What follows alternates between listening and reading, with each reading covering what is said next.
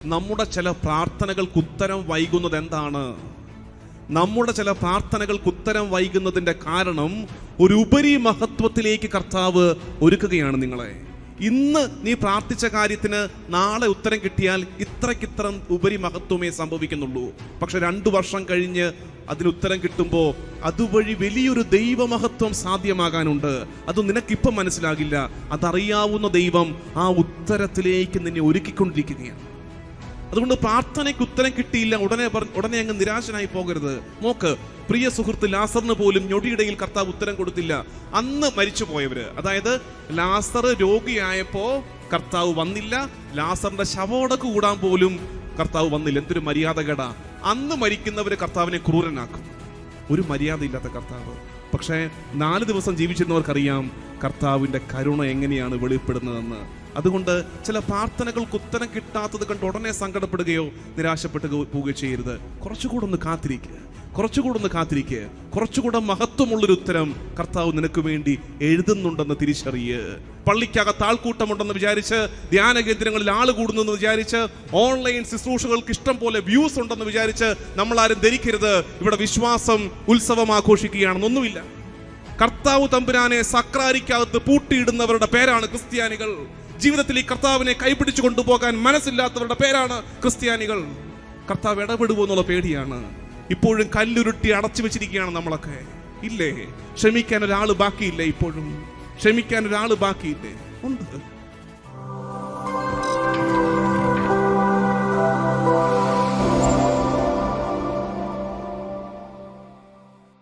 യോഹന്നാന്റെ സുവിശേഷം 11-ാം അധ്യായത്തിൽ വീണ്ടും ഈ മർത്ത വരുന്നുണ്ട്.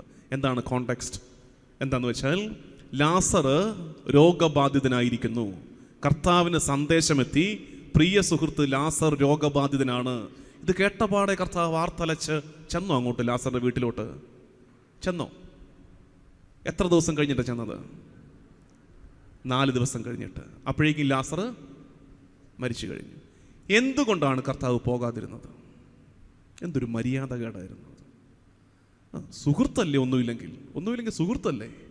നമ്മളാണെങ്കിൽ അത് ചെയ്യുമോ? ഒരു കുറിപ്പടി കിട്ടുകയാണ്, വയ്യാതിരിക്കുകയാണ്, നമ്മൾ ജീവനുള്ള കാലത്തൊന്ന് കാണണമെന്നുള്ള ആഗ്രഹത്തോടെ നമ്മൾ പോകില്ലേ? ആ മനുഷ്യപ്പറ്റ് പോലും കർത്താവ് തമ്പുരാൻ ഇല്ലേ എന്ന് ചിന്തിക്കാൻ നമുക്ക് എങ്ങനെ പറ്റും? കാരണം നമുക്കറിയാം നമ്മുടെ കർത്താവ് കരുണാഹൃദയനാണ്. എന്താ ഇവിടെ സംഭവം? കർത്താവ് തമ്പുരാൻ അറിയാം, രോഗിയായ ലാസറിനെ സുഖപ്പെടുത്തുന്നതിനേക്കാൾ ദൈവമഹത്വത്തിന് കാരണമാകും എന്ത്? മരണപ്പെട്ട ലാസറിനെ ഉയർപ്പിക്കുന്നത്. ഇപ്പം നിങ്ങൾക്കൊരു കാര്യം മനസ്സിലായോ? നമ്മുടെ ചില പ്രാർത്ഥനകൾക്ക് ഉത്തരം വൈകുന്നത് എന്താണ്? നമ്മുടെ ചില പ്രാർത്ഥനകൾക്ക് ഉത്തരം വൈകുന്നതിൻ്റെ കാരണം ഒരു ഉപരി മഹത്വത്തിലേക്ക് കർത്താവ് ഒരുക്കുകയാണ് നിങ്ങളെ. ഇന്ന് നീ പ്രാർത്ഥിച്ച കാര്യത്തിന് നാളെ ഉത്തരം കിട്ടിയാൽ ഇത്ര ഉപരി മഹത്വമേ സംഭവിക്കുന്നുള്ളൂ. പക്ഷെ 2 വർഷം കഴിഞ്ഞ് അതിന് ഉത്തരം കിട്ടുമ്പോൾ അതുവഴി വലിയൊരു ദൈവമഹത്വം സാധ്യമാകാനുണ്ട്. അത് നിനക്കിപ്പം മനസ്സിലാകില്ല. അതറിയാവുന്ന ദൈവം ആ ഉത്തരത്തിലേക്ക് നിന്നെ ഒരുക്കിക്കൊണ്ടിരിക്കുകയാണ്. അതുകൊണ്ട് പ്രാർത്ഥനയ്ക്ക് ഉത്തരം കിട്ടിയില്ല ഉടനെ അങ്ങ് നിരാശനായി പോകരുത്. നോക്ക്, പ്രിയ സുഹൃത്ത് ലാസറിന് പോലും ഞൊടിയിടയിൽ കർത്താവ് ഉത്തരം കൊടുത്തില്ല. അന്ന് മരിച്ചു പോയവര്, അതായത് ലാസർ രോഗിയായപ്പോ കർത്താവ് വന്നില്ല, ലാസറിന്റെ ശവോടക്ക് കൂടാൻ പോലും കർത്താവ് വന്നില്ല. എന്തൊരു മര്യാദകേടാ! അന്ന് മരിക്കുന്നവര് കർത്താവിനെ ക്രൂരനാക്കും. ഒരു മര്യാദ ഇല്ലാത്ത കർത്താവ്. പക്ഷേ 4 ദിവസം ജീവിച്ചിരുന്നവർക്കറിയാം കർത്താവിൻ്റെ കരുണ എങ്ങനെയാണ് വെളിപ്പെടുന്നതെന്ന്. അതുകൊണ്ട് ചില പ്രാർത്ഥനകൾക്ക് ഉത്തരം കിട്ടാത്തത് കണ്ട് ഉടനെ സങ്കടപ്പെടുകയോ നിരാശപ്പെട്ടു പോവുകയോ ചെയ്യരുത്. കുറച്ചുകൂടെ ഒന്ന് കാത്തിരിക്കുക. കുറച്ചുകൂടെ മഹത്വമുള്ളൊരു ഉത്തരം കർത്താവ് നിനക്ക് വേണ്ടി എഴുതുന്നുണ്ടെന്ന് തിരിച്ചറിയ്. അതിനുവേണ്ടി ക്ഷമയോടെ പ്രാർത്ഥനയോടെ കാത്തിരിക്കണം. വിഷയമതല്ല, പറഞ്ഞു വന്നപ്പോൾ പറഞ്ഞതേ ഉള്ളൂ. അപ്പം അങ്ങനെ 4-ാം പക്കം കർത്താവ് തമ്പുരാൻ അവിടെ എത്തി. ആരാണ് മിടുക്കി? ആരാണ് സാമർത്ഥ്യക്കാരി? ഇന്നലെ പറഞ്ഞതാന്നേ. ആരാണ് സാമർത്ഥ്യക്കാരി?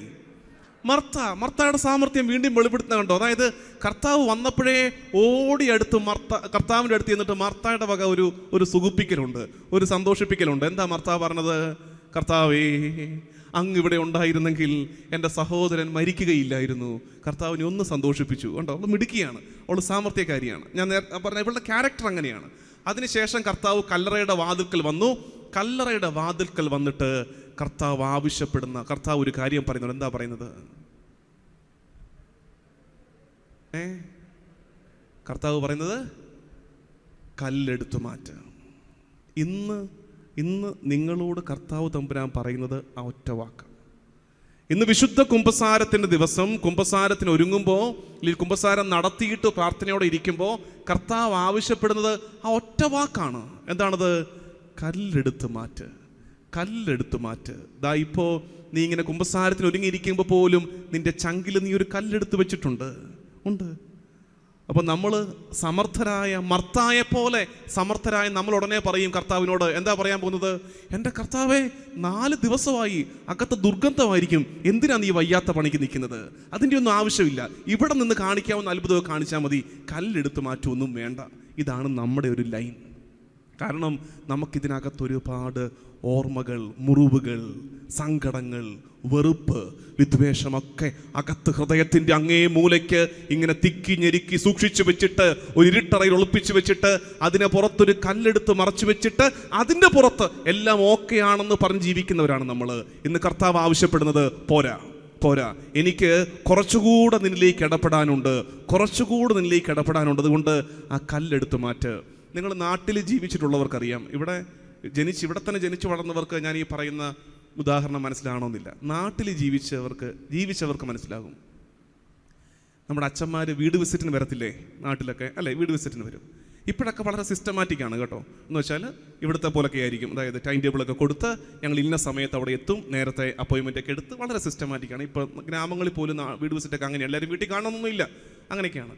പക്ഷേ മുൻ തലമുറയിൽ അല്ലെങ്കിൽ ഇപ്പോഴും ഉൾഗ്രാമങ്ങളിലൊക്കെ ചില ഇടവുകളിലൊക്കെ സംഭവിക്കാൻ സാധ്യതയുള്ളൊന്നുണ്ട്. ചിലപ്പോൾ അച്ഛൻ വൈകുന്നേരം നടക്കാൻ ഇറങ്ങുന്ന വഴിക്ക് ത്രേസ്യാമ്മ ചേട്ടത്തിയെ എന്ന് വിളിച്ചുകൊണ്ടൊരു കയറ്റം അങ്ങോട്ട് കയറും വീട്ടിലോട്ട്. അങ്ങനെ കയറി വരുന്ന കണ്ടിട്ടില്ലേ? അങ്ങനെ സ്വാതന്ത്ര്യമുള്ള അച്ഛന്മാരുണ്ട്. അങ്ങനെ അങ്ങോട്ട് കയറി വരുന്നു. ഈ അച്ഛനെ കണ്ടപാടെ ഈ ത്രേസ്യാമ്മ ചേട്ടത്തി മിന്നലടിച്ച പോലെ വീടിനകത്തേക്ക് ഓടുന്നത്. എന്തിനാ ചേട്ടത്തി ഓടുന്നത്?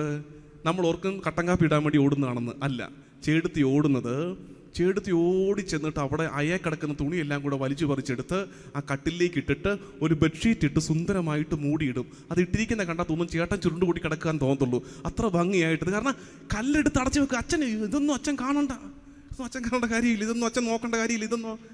ഇത് തന്നെയാണ് നമ്മളിൽ സംഭവിച്ചുകൊണ്ടിരിക്കുന്നത്. നമുക്ക് മറച്ചു പിടിക്കാൻ ഒരുപാടുണ്ട്. ദൈവ തിരുമുമ്പാകെ പോലും നമുക്ക് മറച്ചു പിടിക്കാൻ ഒരുപാടുണ്ടെന്നേ. ഒളിപ്പിച്ചു വെച്ചിരിക്കുക കർത്താവിൻ്റെ സന്നിധിയിൽ പോലും. എന്നിട്ട് കല്ലെടുത്ത് വെച്ചിരിക്കുക. കർത്താവ് ആവശ്യപ്പെടുന്നത് കല്ലെടുത്ത് മാറ്റ. നീന്ന് കല്ലെടുത്ത് മാറ്റാത്ത കുമ്പസാരം നടത്തണ്ട കേട്ടോ. കല്ലെടുത്ത് മാറ്റാത്ത ആ പഴയ കുമ്പസാരം നടത്തണ്ട. കല്ലെടുത്ത് മാറ്റിയിട്ട് എനിക്ക് ഇടപെടണം നിന്റെ ജീവിതത്തിലേക്ക്. നിങ്ങൾ പീഠാനുഭവ വാരം ഏറ്റവും ഇഷ്ടമുള്ള, അല്ലേ, നമുക്ക് ഏറ്റവും ഇഷ്ടമുള്ള ഒരാഴ്ചയാണ് പീഠാനുഭവ വാരം. എല്ലാം വളരെ വളരെ ഭക്തിസാന്ദ്രമായ ഒരാഴ്ച. അതിൽ ഏറ്റവും ഇഷ്ടമുള്ള ദിവസം ഏതാ നിങ്ങൾക്ക്? എനിക്കൊരു ദിവസം പ്രത്യേക ഇഷ്ടമുണ്ട്. നിങ്ങൾക്ക് ഏതാ ഇഷ്ടമെന്ന് അറിയാൻ വേണ്ടി ചോദിക്കുന്നതേ ഉള്ളൂ. പീഠാനുഭവ വാരത്തിൽ ഏറ്റവും ഇഷ്ടമുള്ള ദിവസം ഏതാ? ഞാൻ നോക്കട്ടെ, നമ്മളൊരേ വേവ് ലെങ്ത് ആണെന്ന് അറിയാൻ വേണ്ടിയിട്ടാണ്. പറഞ്ഞു, ചുമ്മാ വിളിച്ച് പറ. ഏറ്റവും ഇഷ്ടമുള്ള ദിവസം ഏതാ? ദുഃഖ വെള്ളിയാഴ്ച. എന്നെ മനുഷ്യരാണ് നിങ്ങൾ? കർത്താവ് തമ്പുരാൻ മരിച്ച ദിവസമാണോ ഏറ്റവും ഇഷ്ടമുള്ള ദിവസം? പിന്നെ എനിക്ക് ഏറ്റവും ഇഷ്ടമുള്ള ദിവസം ഓശാന ഞായറാഴ്ചയായിരുന്നു. കുഞ്ഞുനാളിൽ ഓശാന ഞായറാഴ്ച ഭയങ്കര ഇഷ്ടം. എന്തോ ഒരു പ്രത്യേക അടുപ്പമുണ്ട് ഓശാന ഞായറാഴ്ചയോട്. എൻ്റെ കുഞ്ഞുനാളിലെ ഒരു ഓർമ്മ പറയാം. ഞാൻ ചമ്പക്കുളംകാരനാണ്, കുട്ടനാട്ടുകാരനാണ്. ഞാൻ ജനിച്ചതും എൻ്റെ ആദ്യകാലം ഒരു 10 വയസ്സ് വരെ ഞാൻ വളർന്നത് കുട്ടനാട്ടിൽ തന്നെ മറ്റൊരു പ്രദേശം രാമങ്കരി, എൻ്റെ അമ്മ വീട്. എൻ്റെ വല്യപ്പച്ചനും വല്യമ്മച്ചിയാണ് എന്നെ വളർത്തിയത്. എൻ്റെ ചാച്ചൻ ആർമിയിലായിരുന്നു. അപ്പോൾ പിന്നെ ഇവരുടെ കൂടെ നിന്നാണ് ഞാൻ വളർന്നത്. അപ്പോൾ ചെറുപ്പകാലത്ത് ഈ രാമങ്കരി പള്ളിയിൽ പോകുമ്പോൾ എൻ്റെ ഓർമ്മയാണിത്. എൻ്റെ ഓശാന ഞായർ ഓർമ്മ പറയാം. 5 or 6 വയസ്സ് കാണും. അത് ആ പ്രായം വെച്ച് നിങ്ങൾ ഈ കേൾക്കുന്ന കാര്യത്തിൽ അളക്കാവുള്ളേ. ഈ അച്ഛൻ ഇത്ര പൊട്ടനാണെന്ന് വിചാരിച്ചേക്കരുത്. 5-6 വയസ്സുള്ള എന്നെക്കുറിച്ചാണ് ഈ പറയുന്നത്. അപ്പോൾ ഓശാന ഞായറാഴ്ച നമ്മളെങ്ങനെ തിരുക്കർമ്മങ്ങളിൽ പങ്കെടുക്കുന്നത്? നമ്മളിങ്ങനെ നോക്കിയിരിക്കുകയാണ്. ഏറ്റവും അട്രാക്ഷൻ ഓല കിട്ടും. അപ്പം നമുക്ക് ആഗ്രഹമുണ്ട് നല്ല ഓല കിട്ടണം. ചിലതൊക്കെ ഉണ്ട് വളഞ്ഞ് ആരോഗ്യമില്ലാത്ത ഓലയുണ്ട്, താല്പര്യമില്ല. അതുകൊണ്ട് നമ്മൾ എന്ത് ചെയ്യുന്നത് വെച്ചാൽ അച്ഛൻ്റെ കയ്യിൽ നല്ല ആരോഗ്യമുള്ള കെട്ട് വരുന്നത് നോക്കി നിൽക്കും. എന്നിട്ട് ആ സമയത്ത് കയറി ലൈനിൽ നിന്നിട്ട് ഈ നല്ല ബലമുള്ള ഹൈറ്റുള്ള വൃത്തിയുള്ള ഓല മേടിച്ചു പിടിക്കും. പിന്നെ നമ്മുടെ അഭ്യാസം മുഴുവൻ കൂട്ടുകാരുടെ മുമ്പിൽ കാണിക്കണം. എൻ്റെ ഓലയ്ക്കാട ഹൈറ്റ് കൂടുതൽ, അത് കാണിക്കാൻ വേണ്ടി ഉള്ള പൊക്കം വെച്ച് എത്തിക്കുത്തിയൊക്കെ കാണിക്കും. ഇത് കഴിയുമ്പോഴേക്കും കുരുത്തോല പ്രദക്ഷിണമുണ്ട്. പള്ളി ചുറ്റി കുരുത്തോല പ്രദക്ഷിണം ഇറങ്ങും, അല്ലേ? ഈ പ്രദക്ഷിണമൊക്കെ ദാവീദിൻ സുതൻ ഓശാന ഒക്കെ പാടി തിരിച്ചു വന്നിട്ട് സാധാരണ പ്രദക്ഷിണങ്ങൾ ആനവാതിൽക്കൽ നിങ്ങോട്ട് കയറി പോകത്തേ ഉള്ളൂ. ഓശാന ഞായറാഴ്ച ഒരു പ്രത്യേകതയുണ്ട്. ആരും പള്ളിക്കകത്ത് കയറില്ല, എല്ലാവരും വെയിറ്റ് ചെയ്യുകയാണ്, ആനവാതിൽക്കൽ വെയിറ്റ് ചെയ്യുകയാണ്. എന്തിനാ വെയിറ്റ് ചെയ്യുന്നത്? വികാരിയച്ഛൻ്റെ വക ഒരു മാസ് പ്രകടനമുണ്ട് അന്നത്തെ ദിവസം, അല്ലേ? അതായത് എല്ലാവരും ഇങ്ങനെ പള്ളിമുറ്റത്ത് വെയിറ്റ് ചെയ്യുന്നു. വികാരിയച്ഛൻ ആ വലിയ മരക്കുരിശും പിടിച്ചിട്ട് അടച്ചിട്ടിരിക്കുന്ന യാനവാതിൽക്കൽ വന്ന് ഇടിയാണ്. ആദ്യം പറയുന്നു, വാതിലുകളെ ശിരസ്സുയർത്തുവിൻ, നിത്യകവാടങ്ങളെ തുറക്കുവിൻ, മഹത്വത്തിന്റെ രാജാവ് എഴുന്നള്ളുന്നു. ഡും. വല്ലതും സംഭവിച്ചോ? ഒന്നും സംഭവിച്ചില്ല. നമ്മളവർക്ക് ഇതിന്റെ വല്ല ആവശ്യം ഉണ്ടായിരുന്നോ? ഇടിച്ചു, തുറന്നില്ല, അകത്ത് കയറി പോയാൽ പോരായിരുന്നു, നടന്നില്ല, ചമ്മിപ്പോയില്ലേ? പക്ഷെ വികാരിച്ചും വിട്ടുകൊടുക്കാൻ ഉദ്ദേശമില്ല. വീണ്ടും പറയുന്നു, വാതിലുകളെ ശിരസ്സുയർത്തുവിൻ, നിത്യകവാടങ്ങളെ തുറക്കുവിൻ. രണ്ടാമത്തെ മുട്ട്, ഒന്നും സംഭവിച്ചില്ല. വീണ്ടും നാണം കിട്ടു. ഇത്തവണ മൂന്നാമത്തെ ചാൻസിൽ വികാരിച്ചൻ ആ കാപ്പയുടെ കൈയൊക്കെ ഒന്ന് വലിച്ചു കയറ്റി വെച്ചിട്ട് ഇത് തീരുമാനമാക്കിയിട്ടേ ഉള്ളൂ എന്ന ഭാവത്തിൽ പിച്ചൊക്കെ ഒന്ന് ഉയർത്തി അല്പം കൂടെ പവർഫുൾ ആയിട്ട് പറയുകയാണ്, വാതിലുകളെ ശിരസ്സുയർത്തുവിൻ, നിത്യകവാടങ്ങളെ തുറക്കുവിൻ, മഹത്വത്തിന്റെ രാജാവ് എഴുന്നള്ളുന്നു. ഡും. വാതിൽ തുറക്കുന്നു. വികാരിയച്ഛൻ സ്ലോ മോഷനിൽ മോഹൻലാൽ നടന്നു വരുന്നത് പോലെ മാസ് സ്റ്റൈലിൽ പള്ളിക്കകത്തേക്ക് കുരിശും പിടിച്ചുകൊണ്ട് കയറി വരുന്നു. 5 വയസ്സുകാരൻ ബാലൻ ഞെട്ടി നിൽക്കുകയാണ്. 5 or 6 വയസ്സുകാരൻ. ഇതിപ്പോൾ എന്താ ഇവിടെ സംഭവിച്ചത്? എൻ്റെ വികാരിച്ചിന് വല്ല മന്ത്രം അറിയാവോ? ഇതെങ്ങനെ ഇത് തുറന്ന് അകത്ത് കയറി വന്നത്? ഇതിൻ്റെ കാരണം കണ്ടുപിടിക്കണമെങ്കിൽ ഇനി 1 വർഷം കാത്തിരുന്നേ പറ്റൂ. എല്ലാ ആഴ്ചയും ഓശാന ഞായറാഴ്ചയല്ലല്ലോ, 1 വർഷം കാത്തിരുന്നേ പറ്റൂ. പിറ്റേ വർഷം ഞാൻ ഇതിൻ്റെ രഹസ്യം കണ്ടുപിടിച്ചിട്ടേ ഉള്ളൂ എന്ന തീരുമാനത്തോടെ മോണ്ടളത്തിൽ എല്ലാവരുടെയും കൂടെ പോയി നിന്നില്ല. അതിനു പകരം ആ 7 വയസ്സുകാരൻ ജനലിക്കൂടെ ഒളിഞ്ഞു നോക്കിയപ്പോഴാണ് ഞാൻ ആ നിഗൂഢ സത്യം മനസ്സിലാക്കിയത്. കൃത്യൻ ടൈമിങ്ങിൽ കപ്പ്യാരച്ചൻ അകത്ത് നിന്ന് വാതിലിൻ്റെ കുറ്റി മാറ്റി കൊടുക്കുന്നത് കൊണ്ടാണ് വികാരിയച്ഛൻ നാണം കെടാതെ അകത്ത് കയറുന്നതെന്നുള്ള നഗ്ന സത്യം ഞാൻ മനസ്സിലാക്കി. ഇതുപോലെയാണ് ഇന്ന് ഈ കുമ്പസാരവും ഇതുപോലെ തന്നെയാന്ന് ഓർത്തേക്കണം. കർത്താവ് തമ്പുരാൻ നിന്റെ വാതിൽക്കൽ വന്ന് ഇടിയോടിടിയാണ് പഴയ എൻ്റെ വികാരിയച്ഛനെ പോലെ. വാതിലുകളെ ശിരസ്സുയർത്തുവിൻ, നിത്യകവാടങ്ങളെ തുറക്കുവിൻ, മഹത്വത്തിൻ്റെ രാജാവ് എഴുന്നള്ളുന്നു. ഡും. ഒന്നും സംഭവിക്കാൻ പോകുന്നില്ല. അകത്ത് നിന്ന് നീ കുറ്റി മാറ്റി സാക്ഷ മാറ്റി കൊടുത്തില്ലെങ്കിൽ ഒന്നും സംഭവിക്കാൻ പോകുന്നില്ല. ഈ കുമ്പസാരവും ഏതൊരു കുമ്പസാരം പോലെ അങ്ങ് കടന്നു പോകത്തേ ഉള്ളൂ. പ്രിയമുള്ള ദൈവജനമേ, നമുക്കുണ്ട്. അത് എളിമയോടെ ഒന്ന് അക്സെപ്റ്റ് ചെയ്യുക. ഈശോ ഇടപെടേണ്ട മേഖലകൾ നമ്മുടെയൊക്കെ ഉള്ളിൽ ഒളിപ്പിച്ചു വെച്ചിട്ടുണ്ട്. കർത്താവ് തമ്പുരാൻ ഇടപെടേണ്ട മേഖലകളെ, എൻ്റെ ചില പാപചായ്വുകളെ, തഴക്ക ദോഷങ്ങളെ, എൻ്റെ ചില വെറുപ്പുകളെ, ക്ഷമിക്കാനാകാത്ത ചില ഓർമ്മകളെ, വ്യക്തികളെ ഒക്കെ അകത്ത് വെച്ചിട്ട്, കർത്താവേ അതിന് പുറത്തുള്ള കാര്യങ്ങളൊക്കെ നീ ശരിയാക്കിയാൽ മതി എന്ന് പറയുമ്പോൾ നമ്മൾ ആരെ പോലെ ആകുകയാണെന്ന് പറയാവോ? പിശാചു ബാധിതരെ പോലെ ആകുകയാണ്. അച്ചോ, എന്തൊരു വർത്താനമാണ് ഈ മുഖത്ത് നോക്കി പറയുന്നത്. ഞങ്ങളെയൊക്കെ നോക്കിയിട്ട് പിശാചു ബാധിതരുടെ ലക്ഷണമാണിത്. ഈ ഒരു ആറ്റിറ്റ്യൂഡ് ഉണ്ടല്ലോ, ഇത് പിശാചു ബാധിതരുടെ ലക്ഷണമാണ്. നിങ്ങൾ നോക്കിക്കേ, സുവിശേഷത്തിൽ നമ്മൾ കാണുന്ന പിശാചു ബാധിതരുടെ ഒക്കെ കോമൺ ഡയലോഗുകൾ നോക്കിക്കേ. അവർ ഈശോയെ കണ്ട പാടെ ആദ്യം എന്താ പറയുന്നത്? നീ സത്യമായും ദൈവപുത്രനാണെന്ന് ഞങ്ങൾക്കറിയാം. അറിവിനൊരു കുറവുമില്ല. നമ്മളും എന്താ ചെയ്തുകൊണ്ടിരിക്കുന്നത്? ഓരോ കുർബാനയിലും ഓരോ പ്രാർത്ഥനാ നേരത്തും നമ്മൾ എന്താ ചെയ്തുകൊണ്ടിരിക്കുന്നത്? കർത്താവേ ദൈവപുത്ര നിനക്ക് ആരാധന. പ്രഖ്യാപനത്തിന് യാതൊരു കുറവുമില്ല. പ്രഖ്യാപനത്തിന് നമ്മളും അവരും തമ്മിൽ ഫസ്റ്റ് സാമ്യം. പ്രഖ്യാപനത്തിന് യാതൊരു കുറവുമില്ല. പിശാച് ബാധിതരുടെ അടുത്ത ഡയലോഗ്, നീ എന്തിന് ഞങ്ങളുടെ കാര്യങ്ങളിൽ ഇടപെടുന്നു? ഇതാണ് നമുക്ക് കർത്താവിനെ കുറിച്ചുള്ള പരാതി. കർത്താവേ, നീ സത്യമായും ദൈവപുത്രൻ, നിനക്ക് ആരാധന, നിനക്ക് സ്തുതി, നിനക്ക് വണക്കം, ഹല്ലേലൂയ. നീ എന്തിന് ഞങ്ങളുടെ കാര്യത്തിൽ ഇടപെടുന്നു? Why are you interfering in our life? Please don't do that. ഇതാണ് നമുക്ക് കർത്താവിനോട് പറയാനുള്ളത്. കർത്താവേ, നീ ഇടപെടരുത് കേട്ടോ. നീ ഇവിടെ തന്നെ ഇരിക്കണം, എവിടെ തന്നെ? പള്ളി തന്നെ ഇരിക്കണം. സൗകര്യം പോലെ ഞങ്ങൾ വന്ന് ആരാധിച്ചോളാം. കൂടെ ഒന്നും ഇറങ്ങി വന്നേക്കരുത്. വന്നാൽ മെനക്കേടാണ്. കർത്താവ് തമ്പുരാൻ കൂടെ ഇറങ്ങി വന്നാൽ വീട്ടിൽ പോയിട്ട് ഇന്നലെ പറഞ്ഞ അതേ വാക്കിനി പറയാൻ പറ്റുമോ? പറയാൻ പറ്റില്ല. അതുകൊണ്ട് കർത്താവേ, ഇടപെടരുത്, ഇവിടെ ഇരിക്കുക പ്ലീസ്. കർത്താവ് തമ്പുരാൻ കൂടെ വന്നാൽ എന്നെ ദ്രോഹിക്കുന്നവനോട് എനിക്ക് ക്ഷമിക്കാതിരിക്കാൻ പറ്റുമോ? ഇല്ല, ക്ഷമിച്ചേ പറ്റൂ. കർത്താവേ, നീ ഇടപെടരുത് പ്ലീസ്, ഇവിടെ ഇരിക്കുക. ഞാൻ സൗകര്യം പോലെ ഒന്ന് ആരാധിച്ചോളാം. ഇതാണ് ക്രിസ്ത്യാനിയുടെ ആറ്റിറ്റ്യൂഡ്. പള്ളിക്കകത്ത് ആൾക്കൂട്ടമുണ്ടെന്ന് വിചാരിച്ച്, ധ്യാന കേന്ദ്രങ്ങളിൽ ആൾ കൂടുന്നെന്ന് വിചാരിച്ച്, ഓൺലൈൻ ശുശ്രൂഷകൾക്ക് ഇഷ്ടം പോലെ വ്യൂസ് ഉണ്ടെന്ന് വിചാരിച്ച് നമ്മളാരും ധരിക്കരുത് ഇവിടെ വിശ്വാസം ഉത്സവം ആഘോഷിക്കുകയാണെന്നൊന്നുമില്ല. കർത്താവ് തമ്പുരാനെ സക്രാരിക്കകത്ത് പൂട്ടിയിടുന്നവരുടെ പേരാണ് ക്രിസ്ത്യാനികൾ. ജീവിതത്തിൽ ഈ കർത്താവിനെ കൈപിടിച്ചു കൊണ്ടുപോകാൻ മനസ്സില്ലാത്തവരുടെ പേരാണ് ക്രിസ്ത്യാനികൾ. കർത്താവ് ഇടപെടുമോ എന്നുള്ള പേടിയാണ്. ഇപ്പോഴും കല്ലുരുട്ടി അടച്ചു വെച്ചിരിക്കുകയാണ് നമ്മളൊക്കെ. ഇല്ലേ, ക്ഷമിക്കാൻ ഒരാൾ ബാക്കിയില്ലേ? ഇപ്പോഴും ക്ഷമിക്കാൻ ഒരാൾ ബാക്കിയില്ലേ? ഉണ്ട്. ചിലർ സങ്കടം ചോദിക്കും. യൂത്തുമായിട്ട് ഞാൻ ഒരുപാട് ഡയലോഗിൽ ഏർപ്പെടാറുണ്ട്. ക്ലാസ് എടുക്കുന്നു എന്ന് പറയുന്നതിനേക്കാൾ എനിക്കിഷ്ടം യുവജനങ്ങളുമായി ഡയലോഗിൽ ഏർപ്പെടും. ക്ലാസ്സൊക്കെ കഴിഞ്ഞു, ഔട്ട്ഡേറ്റഡായി, കാര്യമില്ല. നിങ്ങളൊക്കെ ഇരുന്ന് തരത്തുള്ളൂ ക്ലാസ്സിനൊക്കെ. യുവജനങ്ങളൊന്നും ഇരുന്ന് തരത്തില്ല. അവർക്ക് ഡയലോഗാണ്, അവർക്ക് ഒരുപാട് ചോദ്യമുണ്ട്, അവർ പറയാനുണ്ട്.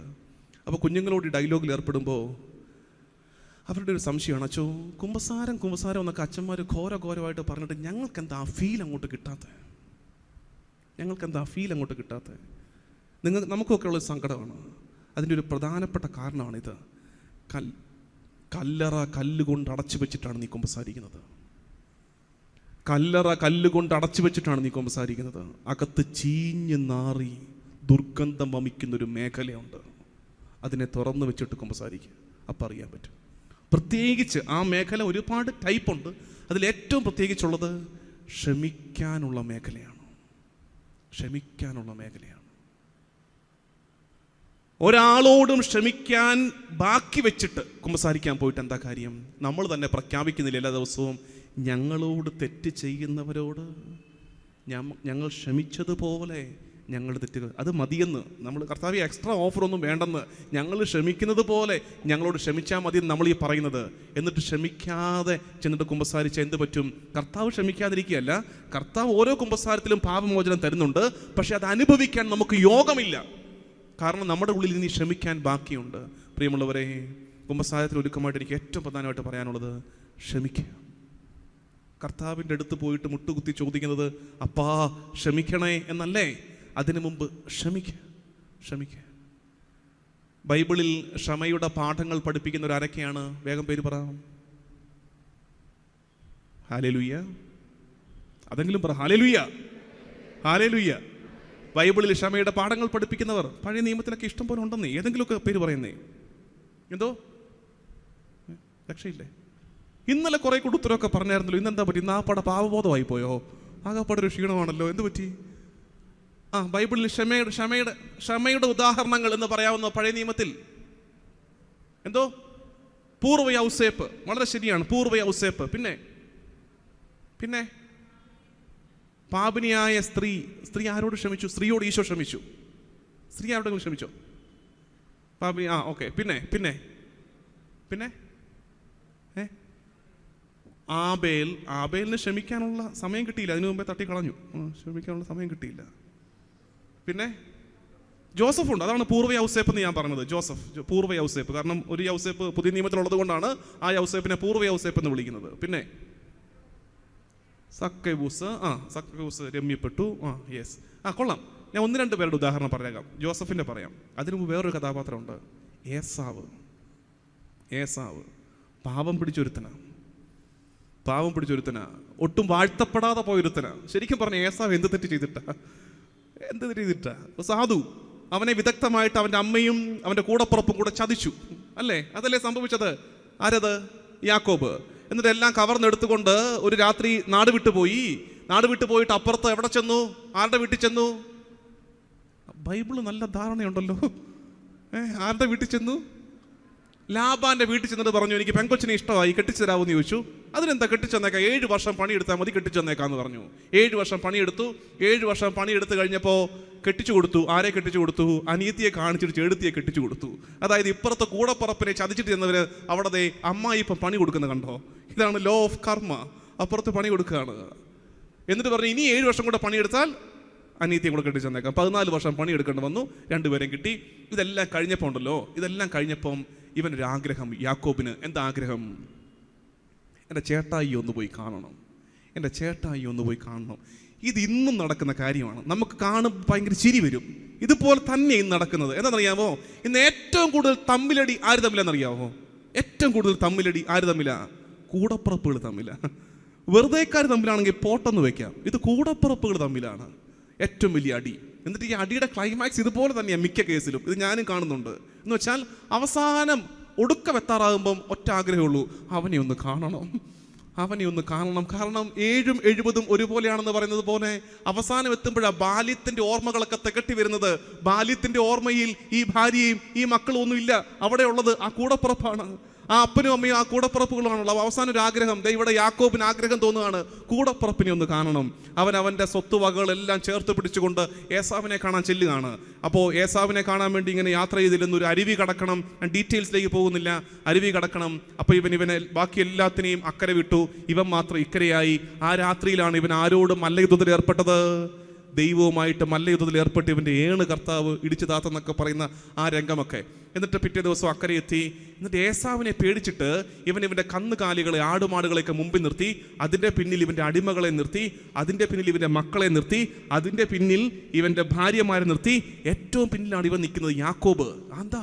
ഏസാവിനെ പേടിച്ചിട്ടാണ്. ഞാൻ ദ്രോഹം ചെയ്തതാണ് അവനെതിരെ. എന്നിട്ടിങ്ങനെ വണങ്ങിയാണ് ഏസാവിൻ്റെ അടുത്ത് ചെല്ലുന്നത്. ഏസാവ് എന്താ ചെയ്യുന്നറിയാമോ?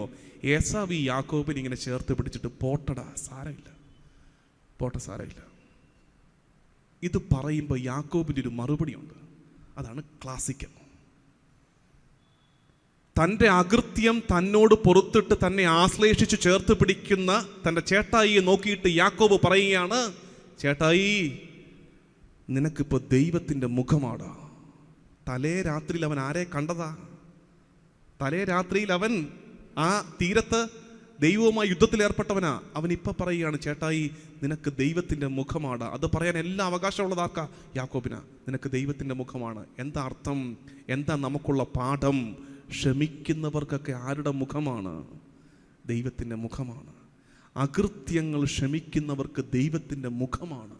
ജോസഫ്, പൂർവ്വ യൗസേപ്പ്, കൂടപ്പുറപ്പ്, ഒരു തെറ്റും ചെയ്യാത്തൊരു പാവം പിടിച്ചവൻ. കൂടപ്പുറപ്പുകളെല്ലാം കൂടെ അവനെ ഇടിച്ചുകൂട്ടി പൊട്ടക്കണത്തിലിട്ടു. അതുകൊണ്ട് തീർന്നില്ല. അവിടുന്ന് വലിച്ചുവാരിയെടുത്ത് ഈജിപ്തിലെ വ്യാപാരികൾക്ക് വിറ്റു. അവിടുന്ന് അവനെ പൊത്തിഫറിന്റെ വീട്ടിലെത്തിച്ചു. പൊത്തിഫറിന്റെ ഭാര്യ അവനെ കെണിയിൽപ്പെടുത്തി. അവൻ തടവിലാക്കപ്പെട്ടു. പക്ഷേ നിഷ്കളങ്കനെ കർത്താവ് ഉയർത്തും. അവിടുന്ന് അവൻ തിരിച്ചു വരുന്നു. സ്വപ്നം വ്യാഖ്യാനിച്ച് ഉയർന്ന് ഫറവോ കഴിഞ്ഞിട്ട് 2ാം സ്ഥാനക്കാരനായിട്ട് ആര് മാറുന്നു? ജോസഫ് മാറുന്നു. ജോസഫ് ഇവിടെ ഈജിപ്തിൽ ഉയർന്നു വന്നപ്പോൾ ഇപ്പുറത്ത് ഇസ്രായേലിൽ എന്തു പറ്റി? ഇസ്രായേലിന് അപ്പോൾ എന്തു പറ്റി? നമ്മൾ വായിക്കുന്ന ബൈബിളിൽ ഇസ്രായേലിൽ എന്തു പറ്റി? ഇസ്രായേലിൽ ക്ഷാമം, പട്ടിണി. നമ്മൾ ഇന്നലെ ചിന്തിച്ച കാര്യം, നിഷ്കളങ്കനെ നൊമ്പരപ്പെടുത്തിയ ഒരു ദേശം പട്ടിണിയിലായി പോകുന്നു. നിഷ്കളങ്കനെ കർത്താവ് ഉയർത്തുകയും ചെയ്യുന്നു. ഇവിടുന്ന് യാക്കോബ് പറഞ്ഞു വിട്ടു, മക്കളെ, നിങ്ങൾ ചെല്ല്, അവിടെ ഒരു ഭരണാധികാരിയുണ്ട്, അവിടെ ചെന്ന് ചോദിച്ചാൽ വല്ലതും കിട്ടും. ഇവർ ചെല്ലുകയാണ്. ഇവർ ചെന്നപ്പോൾ അവൻ പറഞ്ഞു, കൂടെ ഒരാളും കൂടെ ഉണ്ടല്ലോ, ബെഞ്ചമിൻ ഉണ്ടല്ലോ, അവനെ കൂടെ കൊണ്ടുപോവാ. എല്ലാവരും വന്ന് മുമ്പിൽ നിന്നിട്ട് ഇവനോട് സഹായം ചോദിക്കുകയാണ്. ശ്രദ്ധിച്ചേ, ആ രംഗം മനസ്സിൽ കണ്ടേ. കൂടപ്പറപ്പുകൾ വന്നിട്ട് ജോസഫിനോട് വല്ലതും തരണമേ എന്ന് പറഞ്ഞ് കൈ നീട്ടി നിൽക്കുകയാണ്. കൂടപ്പറപ്പുകൾക്ക് അറിയാമോ ഇത് ജോസഫാണെന്ന്? അറിയാമോ? ഇല്ല. ജോസഫിന് അറിയാവോ ഇത് തൻ്റെ കൂടപ്പുറപ്പുകളാണെന്ന്? അറിയാം. ആ രംഗം ഒരു സുഖമുള്ള രംഗമല്ലേ നമുക്ക്? ആണ്, എനിക്കറിയാം, ആണ്. കാരണം ഉണ്ടല്ലോ, ചിലർ കൗൺസിലിംഗ് എന്നൊക്കെ പറഞ്ഞ് കാണാൻ വരും. പേഴ്സണലി എനിക്ക് അതിന് വലിയ കാര്യസമില്ല, അതിന് വലിയ എനിക്കത്ര കംഫർട്ടബിളും അല്ല. പക്ഷെ ചിലരിങ്ങനെ നിർബന്ധം പിടിച്ചു വരുമ്പോൾ ഇരുന്ന് സംസാരിക്കാറുണ്ട്. അപ്പോൾ ഇങ്ങനെ ക്ഷമിക്കാൻ മിച്ചമുള്ളതൊക്കെയാണ് പല കേസുകളും. അപ്പോൾ ഇരുന്ന് വർത്താനം പറയും, ചേട്ടാ ക്ഷമിക്കുക, പോട്ടെ, സാരമില്ല ചേച്ചി, വിട്ടുകള ചേച്ചി, സാരമില്ല ചേച്ചി. 2-3 മണിക്കൂറൊക്കെ ഇരുന്നാണ് ഇത് പറയുന്നത്. അങ്ങനെ ഒരു 3 മണിക്കൂർ കഴിയുമ്പോൾ ചേടുത്തി തിരിച്ചു പറയും, ക്ഷമിച്ചാ, ഞാൻ ക്ഷമിച്ചു. ഇത് കേൾക്കുമ്പോൾ എനിക്കാണ് ഏറ്റവും ആശ്വാസം. എൻ്റെ കർത്താവ്, എൻ്റെ 3 മണിക്കൂർ വെള്ളം വറ്റി, എന്നാലും സാരമില്ല ചേച്ചി, ക്ഷമിച്ചല്ലോ. ചേച്ചി അടുത്ത ഡയലോഗാണ്, ഞാൻ ക്ഷമിച്ചാ. എന്നാലും അവൾ എൻ്റെ അടുത്ത് വരും. എന്നാലും അവൾ ഒരു ദിവസം എൻ്റെ അടുത്ത് വരുവച്ചോ. ഇതാണ് ചേച്ചിയുടെ ക്ഷമ. ചേച്ചി ക്ഷമിച്ചു, ഒരു ദ്രോഹവും ചെയ്യാൻ പോകുന്നില്ല. ചേച്ചിയുടെ നിഗൂഢമായൊരു ആഗ്രഹമുണ്ട്. എന്നാലും ഒരു ദിവസം അവൾ എൻ്റെ അടുത്ത് വന്ന് പത്തി മടക്കി നിൽക്കണം. ജോസഫിനെ അത്തരം ഒരു അവസരം കിട്ടിയിരിക്കുകയാണ്. തന്നെ വേദനിപ്പിച്ച കൂടപ്പിറപ്പുകൾ ജോസഫിന്റെ മുമ്പിൽ വന്ന് നിൽക്കുകയാണ്. തന്നെ കരയിപ്പിച്ചവരെ തിരിച്ച് കരയിപ്പിക്കാൻ ചാൻസ് കിട്ടിയിരിക്കുകയാണ്. ജോസഫ് എന്താ ചെയ്തെന്ന് അറിയാമോ? നിങ്ങൾ ബൈബിളിൽ വായിച്ചിട്ടുള്ളവർക്ക് ആർക്കെങ്കിലും പറയാമോ ജോസഫ് എന്താ ചെയ്തത്?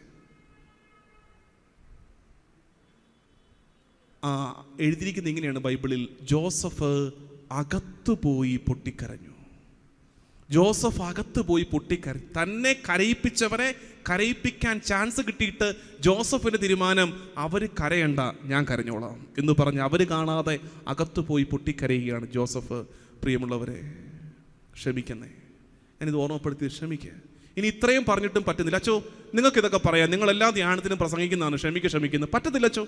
അത് ഈ പറഞ്ഞ വെറുതെക്കാരാണെങ്കിൽ പോട്ടെന്ന് വെക്കാം. അല്ലെങ്കിൽ അച്ഛനറിയാവോ ഞങ്ങൾ സഹിക്കേണ്ടി വന്നതിൻ്റെ ആധിക്യം, കാഠിന്യം അച്ഛനറിയാവോ? ഇല്ലല്ലോ. ചുമ്മാ പറയാൻ എളുപ്പമോ ക്ഷമിക്കുന്ന. നൊമ്പരം ഒരുപാട് സഹിച്ചതാച്ചോ. അങ്ങനൊന്നും മറക്കാൻ പറ്റത്തില്ല.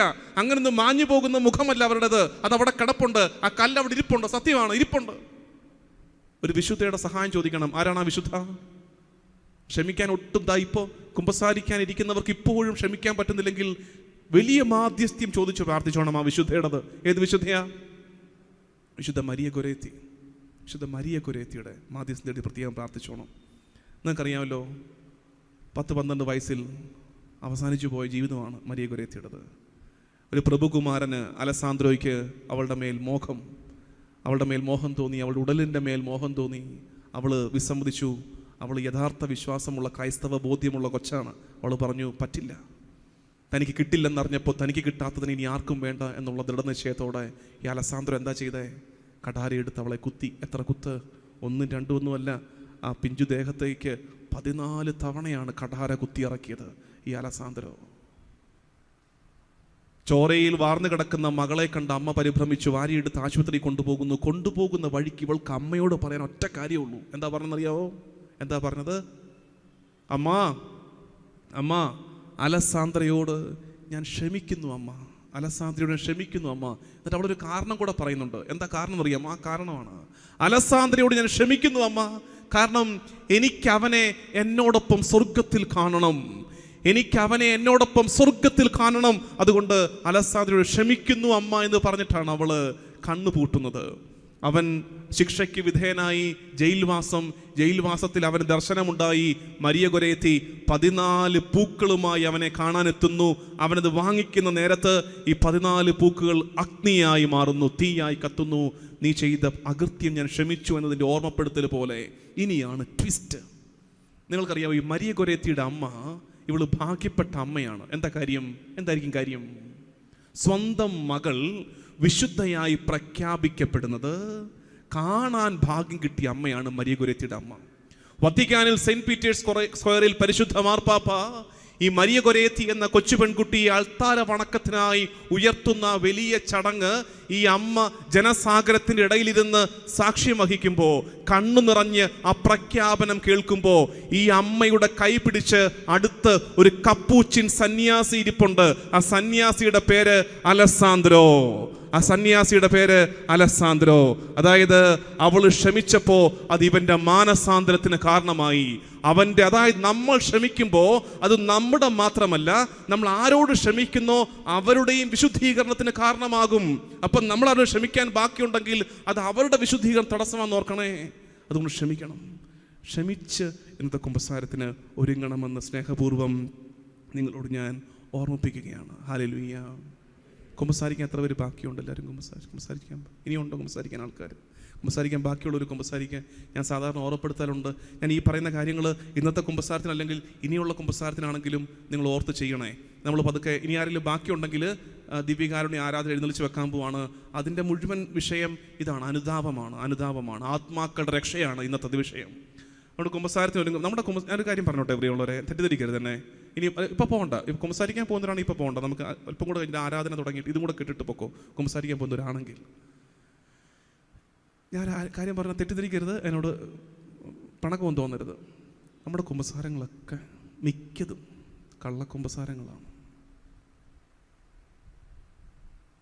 നമ്മുടെ കുമ്പസാരങ്ങൾ മിക്കതും കള്ളക്കുമ്പസാരങ്ങളാണ്. അപ്പോൾ നിങ്ങൾ പറയും, അച്ചോ അതെന്നെ വർത്താനായി പറഞ്ഞത്. ഞങ്ങൾ നല്ല കുടുംബത്തിലോ നല്ല കത്തോലിക്ക പരിശീലനം കിട്ടിയ നല്ല ആൾക്കാരാണ്, ഞങ്ങൾ കള്ളക്കുമ്പസാരം നടത്തുമോ എന്ന് ചോദിക്കും. കള്ളക്കുമ്പസാരം എന്ന ടേം നിങ്ങൾ ശ്രദ്ധിച്ച് മനസ്സിലാക്കിയാൽ മതി. അതായത് നിങ്ങളാരും കുമ്പസാരത്തിൽ വളരെ പ്രകടമായൊരു കള്ളത്തരം കാണിക്കുകയോ ഇല്ലയോ എന്നുള്ളതല്ല ഇതിനകത്ത്. ഞാൻ 2 സൂചന തരാം, അപ്പോൾ നിങ്ങൾക്ക് മനസ്സിലാവും ഞാൻ എന്താ ഉദ്ദേശിച്ചതെന്ന്. നമ്മുടെ കുമ്പസാരങ്ങൾ കള്ളക്കുമ്പസാരങ്ങളായി മാറിപ്പോകുന്നതിൻ്റെ 2 സൂചന തരാം, അത് കേൾക്കുമ്പോൾ മനസ്സിലാവും. ഒന്നാമത്തെ സൂചന ഇത് നിങ്ങളെ ബാധിക്കുന്നതാണോ എന്ന് ശ്രദ്ധിച്ച് കേൾക്കുക. ബാധിക്കുന്ന അല്ലെങ്കിൽ വിട്ടേക്ക്, ബാധിക്കുന്നതാണെങ്കിൽ തിരുത്തണം. ഒന്നാമത്തെ സൂചന, നമ്മുടെയൊക്കെ കുമ്പസാരങ്ങൾ കള്ളക്കുമ്പസാരങ്ങളായി മാറിപ്പോകുന്നതിൻ്റെ ഒന്നാമത്തെ സൂചന, നമ്മുടെയൊക്കെ കയ്യിൽ പാപങ്ങളുടെ ഒരു സ്ഥിരം ലിസ്റ്റ് ഇരിപ്പുണ്ട്. നമ്മുടെയൊക്കെ കയ്യിൽ പാപങ്ങളുടെ ഒരു സ്ഥിരം ലിസ്റ്റ് ഇരിപ്പുണ്ട്. ഈ ലിസ്റ്റും കൊണ്ട് പോയി അതങ്ങ് ചൊല്ലിത്തീർക്കുന്നൊരു പദ്യം ചൊല്ലിക്കേൾപ്പിക്കലാണ് നമ്മുടെയൊക്കെ കുമ്പസാരം. ആണ് ചെല്ലുന്നു, മുട്ടുകുത്തുന്നു, മാതാപിതാക്കളെ ബഹുമാനിക്കാതിരുന്നിട്ടുണ്ട്, കള്ളം പറഞ്ഞിട്ടുണ്ട്, ചീത്ത വിളിച്ചിട്ടുണ്ട്, ചീത്ത കാര്യങ്ങൾ ചിന്തിച്ചിട്ടുണ്ട്, മോഷ്ടിച്ചിട്ടുണ്ട്.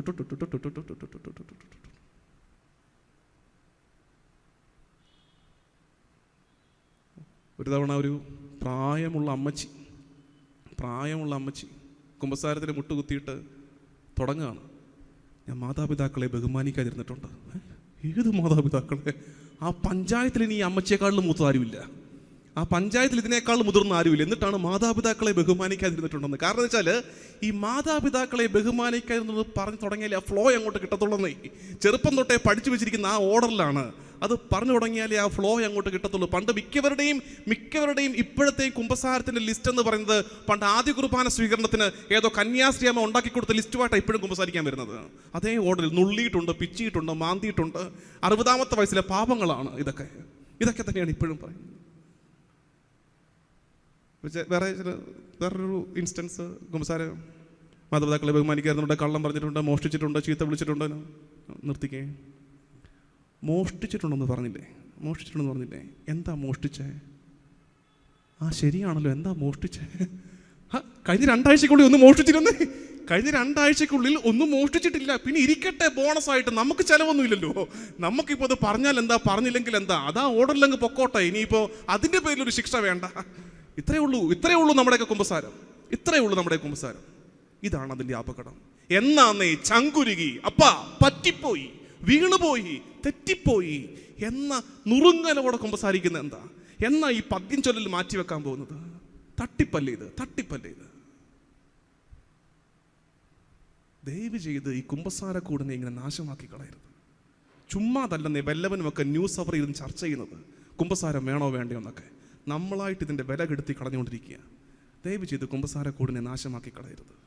ആരെ ബോധിപ്പിക്കാനായത്? ഒരുക്കത്തോടെ മനസ്സൊരുക്കി കുമ്പസാരിക്കാൻ പറ്റുന്ന രീതിയിൽ അങ്ങോട്ട് പോകണ്ടെന്നേ ഞാൻ പറഞ്ഞു കൊടുക്കാറുള്ളൂ. നമുക്ക് മന്ത്രമൊന്നുമില്ലല്ലോ, നമുക്കെല്ലാം സമർപ്പണമാണ്, ഒരുക്കത്തോടെ ചെയ്യുന്ന കാര്യം. 2ാമത്തെ തട്ടിപ്പ് പറയാം. 1ാമത്തെ തട്ടിപ്പാണിത്. കുമ്പസാരങ്ങൾ കള്ളക്കുമ്പസാരങ്ങളായിട്ട് പോകുന്നതിൻ്റെ 1ാമത്തെ തട്ടിപ്പാണ് ഈ പറഞ്ഞത്. 2ാമത്തെ തട്ടിപ്പ്, നമുക്ക് പാപങ്ങളൊക്കെ അച്ഛനോട് പറയുകയും വേണം, പക്ഷെ അച്ഛനൊന്നും മനസ്സിലാക്കാനും പാടില്ല. നമുക്ക് പാപങ്ങളൊക്കെ അച്ഛനോട് പറയുകയും വേണം, പക്ഷെ അച്ഛനൊന്നും മനസ്സിലാക്കരുത്. അത് നമ്മൾ എന്ത് ചെയ്യും? നമ്മൾ ആ പാപത്തെ പൊതിഞ്ഞെടുത്തൊരു സാധനമായിട്ട് അങ്ങോട്ട് അവതരിപ്പിക്കും. ഒന്നുകിൽ ജനറലൈസ് ചെയ്യും, അല്ലെങ്കിൽ ആ സമയത്ത് 2 ചുമ, ഒരു ചീറ്റല്, ഇതിനകത്ത് ആ പാപം അങ്ങ് പൊക്കോളൂ. എന്തിനാ ഇത്? വിശ്വസിക്കുക, എളിമയോടെ ഏറ്റുപറഞ്ഞ് പ്രാർത്ഥിക്കുക, ഒരു നല്ല കുമ്പസാരത്തിന് ഒരുങ്ങ്. പിന്നെ വേറെ ചില കുമ്പസാരങ്ങളുണ്ട്, അത് അതിലും കോമഡിയാണ്. ഞാൻ ഇങ്ങനത്തെ പറയുന്നത് നമ്മൾ ഇങ്ങനത്തെ കാര്യങ്ങൾ കാണിക്കാതിരിക്കാനാണ്. അതായത് കുമ്പസാരക്കൂട്ടിൽ ആദ്യ പാപം ചെയ്ത ആദത്തോട് കർത്താവ് ചോദിക്കുകയാണ്, ആദം, ഞാൻ തിന്നരുതെന്ന് പറഞ്ഞ വൃക്ഷത്തിന്റെ ഫലം നീ തിന്നോ? യെസ് ഓർ നോ ക്വസ്റ്റ്യൻ അല്ലേ? ഉത്തരം എന്തായിരിക്കണം? Either yes or no. ഒന്നുകിൽ തിന്നു അല്ലെങ്കിൽ തിന്നില്ല. ആദം എന്താ ഉത്തരം പറയുന്നത്? തിന്നോ തിന്നില്ല എന്ന് ഉത്തരം പറയുന്നുണ്ടോ? നീ എനിക്ക് കൂട്ടായിട്ട് തന്ന സ്ത്രീ അങ്ങോട്ടാ തോണ്ടു കൊടുക്കുന്നത്. അപ്പൊ കർത്താവ് പറഞ്ഞു, ക്വസ്റ്റ്യൻ പാസ്. ഹവ്വ മോളെ, നീ പറ, ഞാൻ തിന്നരുതെന്ന് പറഞ്ഞ വൃക്ഷത്തിന്റെ ഫലം നീ തിന്നോടി. Either yes or no. ഹവ്വ എന്താ പറഞ്ഞത്? സർപ്പം അത് തന്നത് കൊണ്ട്. അയ്യോ. ചിലരുടെ കുമ്പസാരം ഇങ്ങനെയാണ്. അതായത് ചില ചേട്ടത്തിമാർ വന്ന് കുമ്പസാരിച്ചാൽ പിന്നെ ചേട്ടൻ കുമ്പസാരിക്കാൻ വരണ്ട, ചേട്ടൻ്റെ മുഴുവൻ പാപവും ചേട്ടത്തി പറഞ്ഞു കഴിഞ്ഞു. അതായത് അങ്ങേര് വന്ന് എന്നെ ചുമ്മാ കാരണമില്ലാതെ ചീത്ത വിളിച്ചുകൊണ്ടാണ് ഞാൻ 2 വാക്ക് തിരിച്ചു പറഞ്ഞത്. അതിന് ചോദിച്ചില്ലോ ചേട്ടൻ എന്നാ പറഞ്ഞെന്നുള്ളത്. നമ്മൾ ഇതിനെ കുമ്പസാര കൂട്ടിപ്പോയി നമ്മൾ ന്യായീകരിക്കുകയാണ്. പിന്നെ എന്തിനാ കുമ്പസാരിക്കാൻ വന്നേ? കുമ്പസാര കൂട്ടിപ്പോയി ന്യായീകരിക്കാനാണെങ്കിൽ പിന്നെ എന്തിനാ കുമ്പസാരിക്കാൻ പോകുന്നത്? തെറ്റിപ്പോയി. മിയാ കുൾപ്പ, എൻ്റെ പിഴ, എൻ്റെ വലിയ പിഴ ഏത് ചങ്കത്തടിച്ച് നിലവിളിച്ച് നടത്തേണ്ടതാണ് കുമ്പസാരം. അതിനെ ജസ്റ്റിഫിക്കേഷന് സ്ഥലമാക്കി മാറ്റരുത്. കർത്താവാണ് നീതീകരണം തരേണ്ടത്, നീയല്ല. ചിലർ കുമ്പസാരക്കൂട്ടി വന്ന് സ്വയം നീതീകരിക്കുകയാണ്. അതുകൊണ്ടാണ് കേട്ടോ ഇങ്ങനെ ചെയ്തത് എന്ന് പറഞ്ഞു. ഇത് കോടതിയാണോ നീതീകരിക്കാൻ വേണ്ടിയിട്ട്? നല്ല കുമ്പസാരത്തിന് ഒരുങ്ങണം പ്രിയമുള്ളവരെ. ഇനിയിപ്പോൾ അച്ഛന്മാർ ബാക്കിയുണ്ടെങ്കിൽ ഞാൻ സജസ്റ്റ് ചെയ്യുന്ന, പക്ഷെ ഒരുപാട് പ്രോത്സാഹിപ്പിക്കുന്നില്ല, സജസ്റ്റ് ചെയ്യുന്നൊരു കാര്യം, ആർക്കെങ്കിലും ഗൗരവത്തോടെ തോന്നുന്നുണ്ട്, രാവിലെ ആ കുമ്പസാരം കഴിഞ്ഞ് പോട്ടെ എന്ന് വിചാരിച്ചിട്ട് തിരക്കിട്ട് ക്യൂവിൽ നിന്ന് കുമ്പസാരിച്ചു, പക്ഷെ ഇപ്പോൾ തോന്നുകയാണ് ഒന്നുകൂടെ ഒന്ന് കുമ്പസാരിച്ചാൽ കൊള്ളാം എന്ന് തോന്നുന്നുണ്ടെങ്കിൽ, ഞാൻ ഒരുപാട് പ്രോത്സാഹിപ്പിക്കുന്നില്ല എന്ന് പറഞ്ഞു, പക്ഷേ വളരെ ജെന്യുവിനായിട്ട് കർത്താവ് തമ്പുരാൻ അങ്ങനെ തോന്നിപ്പിക്കുന്നുണ്ടെങ്കിൽ ഗോ ഫോർ ഇറ്റ്. അത് ചെയ്യേ. കുമ്പസാരിക്കാൻ ബാക്കിയുള്ളവരും കുമ്പസാരത്തിന് ഈ സമയം പതുക്കെ ഉപയോഗപ്പെടുത്തുക. നമുക്ക് ദിവ്യകാരുണ്യ ആരാധനയിൽ പ്രവേശിക്കാം. ഇന്നത്തെ ആരാധന ഞാൻ നിങ്ങളിൽ നിന്ന് ആഗ്രഹിക്കുന്നത് എൻ്റെ ടോക്ക് നിങ്ങൾ കേൾക്കുന്നതിനെക്കാട്ടിലും ആരാധന നിങ്ങൾ ഭംഗിയായിട്ട് നടത്തണമെന്നാണ്. എനിക്കും വ്യക്തിപരമായിട്ട് വലിയ ദൈവാനുഭവം കിട്ടുന്ന നേരം ഈ വചനപ്രഘോഷണത്തെക്കാൾ ഉപരി, വചനപ്രഘോഷണം മോശമാണെന്നല്ല, വചനപ്രഘോഷണത്തെക്കാൾ ഉപരി എനിക്കും ആ ദൈവകൃപ അനുഭവിക്കാൻ പറ്റുന്നത് ദിവ്യകാരുണ്യ സന്നിധിയിലാണ്, ആരാധനയുടെ നേരത്താണ്. നിങ്ങളും അത് അങ്ങനെ ഒരു സമർപ്പണത്തോടെ ഇന്ന് ആരാധന നടത്തണേ. അങ്ങനൊരു സമർപ്പണത്തോടെ ആരാധന നടത്തണം. പ്രത്യേകിച്ച് നമ്മൾ ഇന്ന് പാടി പ്രാർത്ഥിക്കാൻ പോകുന്നൊരു പാട്ടുണ്ട്, ആത്മാക്കളെ തരിക. അറിയാലോ, അത് അറിയാമോ? ആത്മാക്കളെ തരിക, എൻ്റെ സർവ്വവും എടുത്തുകൊള്ളുക. ഒരു വളരെ മീനിങ് ഫുൾ പ്രയറാണ്. ഇതൊരു ബിബ്ലിക്കൽ പ്രയറാണ്. എന്ന് വെച്ചാൽ ഓർസ്ലേമിൻ മതിലുകൾ, ആ വരികൾ ഇങ്ങനെയാണ്: ഓർസ്ലേമിൻ മതിലുകൾ പാപത്തിൻ പ്രകമ്പനത്താൽ തകരുമ്പോൾ, സിയോന്റെ കുഞ്ഞുങ്ങൾ പാപവഴിയിൽ വീണു പോകുമ്പോൾ ഞങ്ങൾ പ്രാർത്ഥിക്കുന്നു, ആത്മാക്കളെ തരിക, എൻ്റെ സർവ്വവും എടുത്തുകൊള്ളുക. ഇത് ഇസ്രായേൽ അടിമത്തത്തിലായിരുന്ന കാലത്ത്, ബാബിലോണിൽ അടിമത്തത്തിലായിരുന്ന കാലത്ത്, അവിടെ ആ വിജാതീയ രാജാവിൻ്റെ പാനപാത്രവാഹകനായിരുന്നു എസ്ര. എസ്ര എന്നുള്ള പുസ്തകം കേട്ടില്ലേ ബൈബിളിൽ? എസ്ര. അപ്പോൾ ഈ എസ്ര നല്ല മനുഷ്യനാണ്, നന്നായിട്ട് രാജാവിനെ സേവിക്കും. ഒരു ദിവസം രാജാവ് നോക്കുമ്പോൾ എസ്രയുടെ മുഖം വാടിയിരിക്കുകയാണ്. അപ്പോൾ രാജാവ് ചോദിച്ചു, എന്താ എസ്ര നിന്റെ മുഖം വാടിയിരിക്കുന്നത്? അപ്പോൾ എസ്ര പറഞ്ഞ മറുപടിയാണ്, രാജാവേ, ജെറുസലേം ദേവാലയത്തിൻ്റെ മതിലുകൾ തകർന്നു കിടക്കുമ്പോൾ ഞാൻ എങ്ങനെ ചിരിക്കും? ജെറുസലേം ദേവാലയത്തിൻ്റെ, എൻ്റെ ദൈവത്തിൻ്റെ ആലയത്തിൻ്റെ മതിലുകൾ തകർന്നു കിടക്കുമ്പോൾ ഞാൻ എങ്ങനെ ചിരിക്കും? അപ്പോൾ രാജാവ് അനുവദിക്കുകയാണ്, എസ്രായെ നീ പോയി പള്ളി പുതുക്കി പണിതോളാൻ പറഞ്ഞ്. അങ്ങനെയാണ് ഈ തകർക്കപ്പെട്ട ദേവാലയം വീണ്ടും എസ്രാ നെഹമ്യ മൂവ്മെൻറ്റ് എന്ന് പറഞ്ഞൊരെണ്ണമുണ്ട്. അവർ വന്നിട്ട് ഈ ദേവാലയം വീണ്ടും പുതുക്കി പണിയുന്നത് ഈ രാജാവ് അനുവദിച്ചു പറഞ്ഞു വിട്ടതാണ്, പേർഷ്യൻ രാജാവ്. പ്രിയമുള്ളവരെ, നമ്മുടെ കുഞ്ഞുങ്ങളെ ഓർത്ത് പ്രാർത്ഥിക്കണം. നമ്മുടെ കുഞ്ഞുങ്ങളെ ഓർത്ത് പ്രാർത്ഥിക്കണം. ഒരു പക്ഷേ ഇവിടെ ഞാൻ ശ്രദ്ധിച്ചൊരു കാര്യം, ഞാൻ അത്ഭുതപ്പെടുകയായിരുന്നു. നമ്മുടെ അൾത്താര ശുശ്രൂഷ ചെയ്യുന്ന കുഞ്ഞുങ്ങളൊക്കെ വളരെ നന്നായിട്ടത് ചെയ്യുന്നുണ്ട്. അപ്പം ഞാൻ ഓർക്കാം, നാട്ടിലൊന്നും ഇത്രയൊന്നും പോരല്ലോ കുഞ്ഞുങ്ങളെന്ന്. ഒരു പക്ഷേ നിങ്ങൾ വളർത്തുന്നതിൻ്റെ ഗുണമായിരിക്കും കേട്ടോ. വേറൊരു ദേശത്ത് വന്ന് നിങ്ങളിവിടെ സെറ്റിലായി ഇവിടെ ജീവിക്കുമ്പോഴും ദേവാലയത്തോട് ചേർത്ത് കുഞ്ഞുങ്ങളെ വളർത്തണമെന്ന് നിങ്ങളെടുത്ത തീരുമാനത്തിൻ്റെ ഫലമായിരിക്കണം അത്. പക്ഷെ അങ്ങനെയല്ല എല്ലായിടത്തെയും കാഴ്ചകൾ, പ്രത്യേകിച്ച് നമ്മുടെ നാട്ടിൽ നിന്ന് കാഴ്ചകൾ അങ്ങനെയല്ല. കുഞ്ഞുങ്ങളൊക്കെ കൈമോശം വന്ന് പോവുകയാണ്. അതിനെക്കുറിച്ച് നമ്മൾ നാളെ പറയുന്ന മുഴുവൻ കുടുംബം എന്നുള്ള വിഷയത്തിൽ തന്നെ ഉറച്ചു നിന്നാണ്. കുടുംബവും സഭയുമാണ് നാളത്തെ വിഷയം. അപ്പം നമ്മൾ ഈ പ്രാർത്ഥിക്കുന്ന പ്രാർത്ഥന, ആത്മാക്കളെ തരിക. കർത്താവേ, എൻ്റെ ഭർത്താവിൻ്റെ, അമ്മമാർ പ്രാർത്ഥിക്കേണ്ടത്, കർത്താവേ, എൻ്റെ ഭർത്താവിൻ്റെ ആത്മാവിൻ്റെ വീണ്ടെടുപ്പിന് ഞാൻ ഇനിയും സഹിക്കണമെങ്കിൽ എനിക്കിനിയും സഹനം താ കർത്താവേ. പക്ഷേ ആത്മാക്കളുടെ വീണ്ടെടുപ്പ്, എൻ്റെ ഭാര്യയുടെ മാനസാന്തരത്തിന്, അവളുടെ വിശുദ്ധീകരണത്തിന് ഇനിയും സഹിക്കണമെങ്കിൽ കർത്താവ് ഇനിയും എനിക്ക് സഹനം താ, ഞാൻ ഏറ്റെടുക്കാം. എൻ്റെ കുഞ്ഞുങ്ങൾ വിശുദ്ധിയിൽ വിശ്വാസത്തിൽ വളർന്നു വരുവാൻ ഇനിയും ഞാൻ സഹിക്കണമെങ്കിൽ കർത്താവെ എനിക്ക് സഹനം താ. പക്ഷെ ആത്മാക്കൾ വീണ്ടെടുക്കപ്പെടണം. ഇതാണ് ഈ പ്രാർത്ഥന. ആത്മാക്കളെ തരിക, എൻ്റെ സർവ്വവും എടുത്തുകൊള്ളുക. ഒരു പുരോഹിതന്റെ പ്രാർത്ഥനയും ഇത് തന്നെയാണ്. കർത്താവെ, ഞാൻ ഇനിയും ഞെരുക്കപ്പെടണമോ, ഇനിയും തകർക്കപ്പെടണമോ, ഇനിയും തെറ്റിദ്ധരിക്കപ്പെടണമോ, ഇനിയും ഒറ്റപ്പെട്ടു പോകണമോ? പോട്ടെ, സാരമില്ല. പക്ഷേ അതൊക്കെ ആത്മാക്കളുടെ രക്ഷയ്ക്കായി ഞാൻ സമർപ്പിക്കുന്നു, വിശുദ്ധീകരണത്തിനായി സമർപ്പിക്കുന്നു. നമ്മൾ ഇന്ന് we are least concerned about our souls.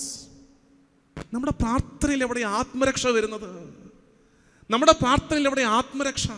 നമ്മുടെ പ്രാർത്ഥനയിൽ ഭൗതിക തലത്തിനപ്പുറത്തേക്ക് പ്രാർത്ഥനയുടെ വിഷയങ്ങൾ പോകുന്നില്ല എന്നതാണ് ഈ കാലത്തിൻ്റെ സങ്കടം. ഭൗതിക കാര്യങ്ങൾക്കപ്പുറത്ത് എന്താ നമ്മൾ പ്രാർത്ഥിക്കാറുള്ളത്? ഭൗതിക കാര്യങ്ങൾക്കപ്പുറത്ത് ആത്മാക്കളുടെ രക്ഷ പ്രാർത്ഥനയുടെ വിഷയമാകണം. പ്രിയമുള്ളവരെ,